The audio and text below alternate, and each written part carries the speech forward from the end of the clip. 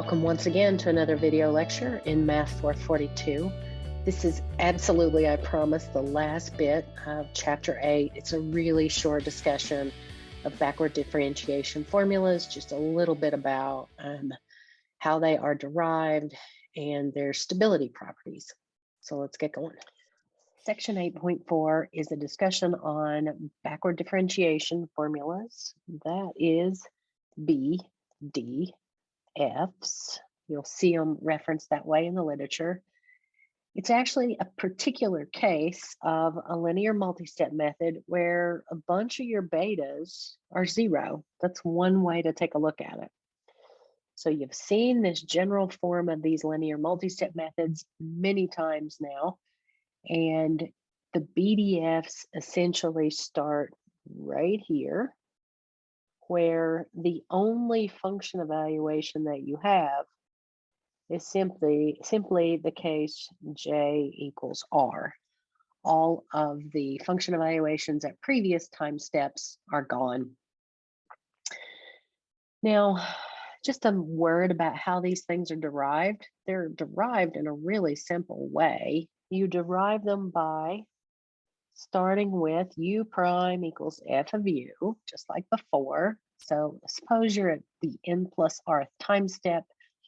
You use a backward difference approximation to this guy. And so all of those different approximations that you saw at the beginning of the book, all the way back in chapter 1, those would apply here. And so those essentially get used right here to approximate that derivative. And the way we look at it as the thing in the denominator is your time step K multiplied by a beta R. And the beta R depends on what your K is and so forth. So that is how those things are derived. If you want to see a list of them, you can go to page 173 of your textbook. As usual, your author has a nice list so you can see exactly how those look. We appreciate that, Randy. Thank you, bunches. I think the only thing that's really I want to say also about these particular methods is that in figure 8.5, you can take a look at the stability regions and see if we were together in person, I would give you some handouts. Just so you know, handouts are right here. And so I wish I had the opportunity to give them to you in person, but I'll try to post things on D2L so you can print them off as you like. These stability regions for these backward differentiation formulas are actually pretty handy for certain kinds of problems. And that's problems where the eigenvalues of your problem satisfy real part of lambda is very small, right? So it's technically large in absolute value. It's also the case that it works well when they're real or the imaginary part is pretty small. So let me tell you first, and then I'll show you some pictures. The backward differentiation methods, they're only zero stable for r less than or equal to 6. Okay, so that's any one of a form like this, where r is less than or equal to 6 for r equals 1 and 2. The backward differentiation formulas of order r, they're absolutely stable. For r greater than 2, the backward differentiation formulas are they're not astable or absolutely stable. There's something called A alpha stable. I didn't really cover it, but let me tell you what it means.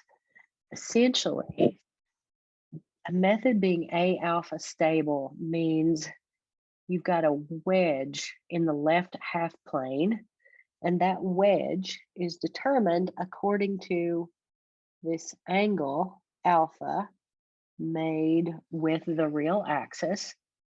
And the way that that wedge moves into the left half plane based on that angle, well, that part of the left half plane is contained in the region of absolute stability. Okay, So let me show you what that actually kind of means.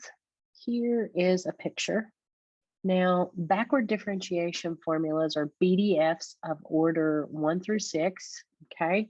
Their stability regions are defined by the exterior of the curves. So the one that you see in blue there, that's actually backward Euler. And then the one in red, well, that is the second order guy, and the one in green is the third order guy, and the one in the magenta color is the fourth order guy. So these rings kind of move out. And what you should keep in mind is your region of absolute stability is the exterior of this set. So as you look at backward Euler, the exterior of that little circle is the region of absolute stability. So it's extremely stable. Unfortunately, it's also first order accurate, so not super accurate. However, you can't break it stability wise, just about, unless you work hard at it. What I would like to do now is show you kind of a zoomed in version of this. So hang on. All right, so here is my zoomed in version that you see. So now I have taken that big picture that you saw earlier and I've zoomed in quite a bit.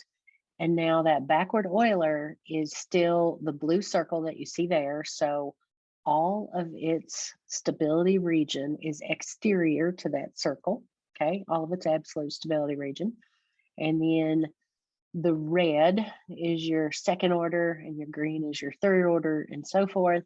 And the stability regions of these methods are all the exteriors of the circles that you see there. And now pay attention, because what I'm going to do now is I'm going to go back to the unfortunately black and white versions of the copies that are on my iPad at the moment. But I'm going to try to explain this idea of alpha. So one thing that you can see right off is that complete absolute stability corresponds to alpha equals pi over 2. And so that would be like your backward Euler is completely, absolutely stable. So let me show you a couple of these that are not.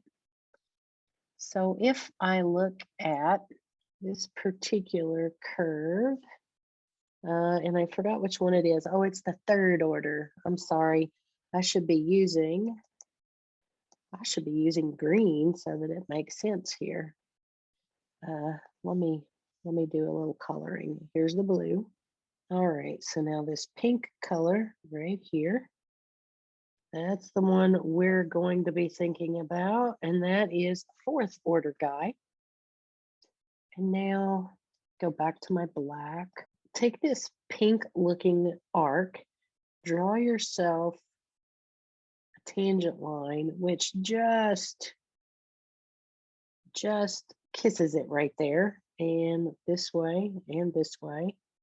And it turns out that if you look at that angle that tangent line makes with the the real axis, in this case, you might not be able to see that, that is 88 degrees.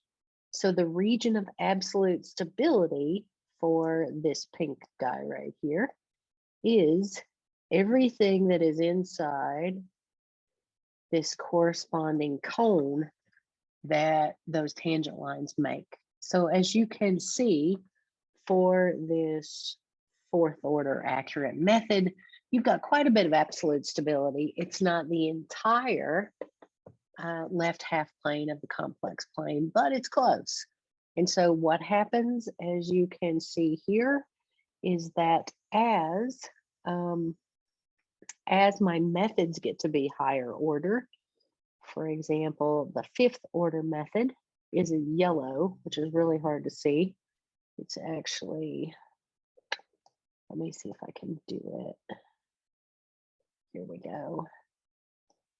The fifth order method guy is hard to see here, but it looks like this, and it looks like that.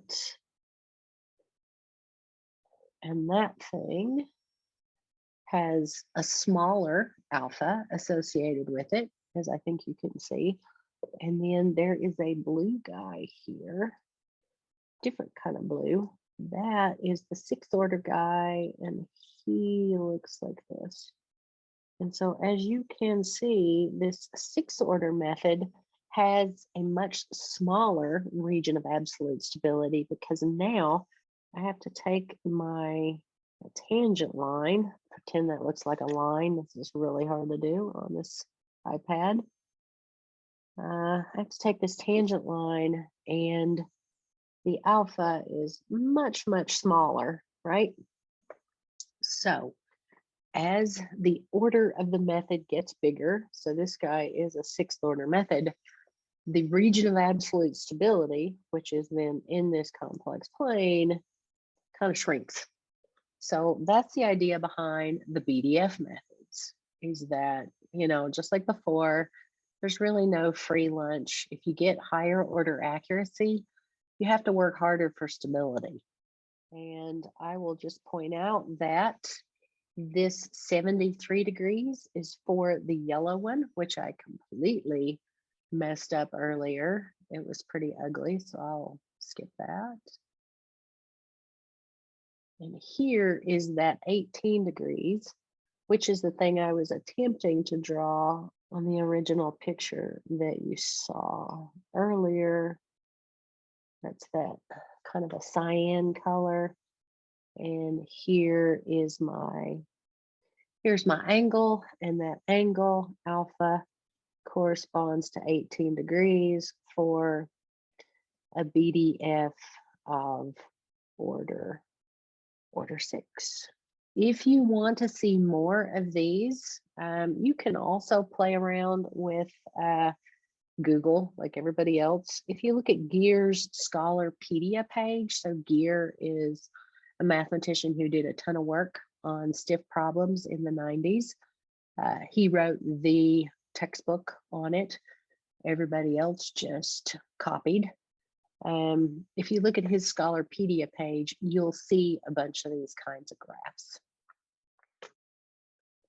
Let me just say quickly that the value of these backward differentiation formulas is that when you use them, because of their very good stability properties, for certain problems, you can take a much larger time step than you could if you were using one of the explicit linear multi-step methods.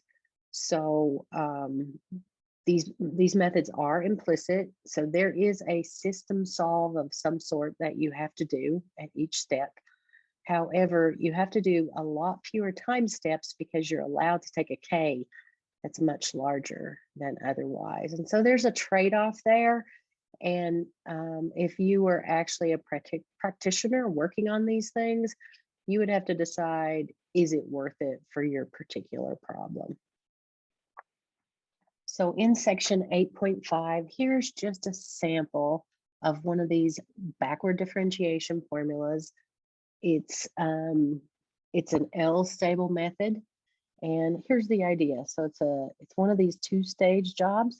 In the first stage, what do? Well, you do this. You calculate a U star, which is based on a trapezoidal rule. If you go back and look at trapezoidal rule, that's what that is. Only your time step length is K/2, all right? And now that gives you some sort of approximation at your half time step. That's how you view it. And now you apply on top of that, in order to get your update for your next time step, what we call a 2-step backward differentiation formula, where you use both your previous time step and this U star, this intermediate value. So your second stage, or your update, looks like this thing right here. It is what we call implicit, right? So the UN plus 1 is here. It's also in here, but it is a backward differentiation formula in the sense that then these guys just go over on the left side. So what I will say here is the rest of chapter 8 has what I'm going to call interesting stuff in it. However, we really need to move to some other chapters in the textbook with the time we've got left. So this will be the end of chapter 8. Thank you for watching. Appreciate your time as we work through some stability issues and looked at lots of different methods and how they really work and where they might be advantageous. And this is all of chapter 8 this time, I promise. I'll see you in the next video. Thanks.